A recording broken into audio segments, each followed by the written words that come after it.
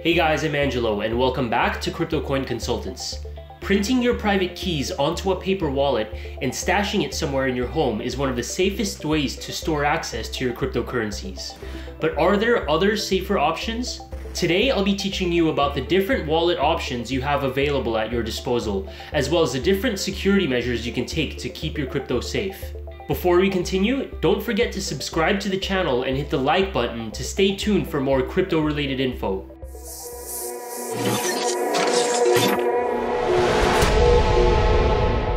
Today's video was requested by Carl Pierluisi. If you have any other topics you'd like to learn about, let me know in the comment section below. Number 3. Two-factor authentication. There are countless examples of people getting their coins stolen from large exchanges like Bittrex and Binance, some of whom were even using two-factor authentication, which you'll often see abbreviated as 2FA. Even though two-factor authentication is a great tool that you should always use, it has proven to be ineffective at times. What exactly is two-factor authentication? Think of it as an added layer of security that requires a piece of information you can access, since you immediately have it on hand. In today's day and age, that often means a smartphone. By providing your phone number or by downloading an authentication app, you prevent yourself and others from being able to log in to any of your accounts with just your username and password. It can come in the form of text verification, which sends you a text with a temporary one-time code that you have to type in every time you log in. Those who choose to use an authentication app can simply open the app on their phone and look up the unique code the app generated for you, which is constantly changing every minute. Two-factor authentication goes a long way in added security, but for reasons unbeknownst to me, it doesn't always suffice. Hackers are simply getting too smart these days, and that's exactly why in today's video, I'll also be discussing the different cryptocurrency wallet variations available to you, which have also proven to be the safest. Number 2. What are the different options? There are 5 legitimate options, and I want to start things off by discussing the hardware wallet, or hard wallet for short. There are 3 very solid hard wallets that I can recommend for you to choose from.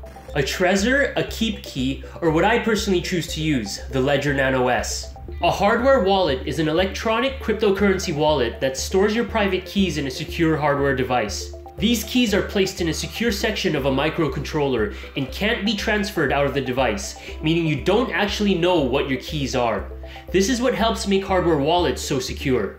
Before I move on any further, it's important for you to know what a software wallet is. A software wallet is an electronic wallet that's downloaded directly to your computer and is accessible only to that one computer. You can probably tell that this isn't the smartest option to use, since access to both your computer and funds are susceptible to hacking or computer failure. Similar to these are mobile wallets, which is the cell phone equivalent of a software wallet, and online wallets, in which your private keys are cloud-based and accessible from any computer anywhere in the world, but are also susceptible to hacking, while at the same time are controlled by a third party. Going back to hard wallets, devices like Trezors or Ledgers are immune to all that. It's impossible for them to be infected by viruses, meaning unless someone can guess your 24-word seed, there's no way they can get hacked.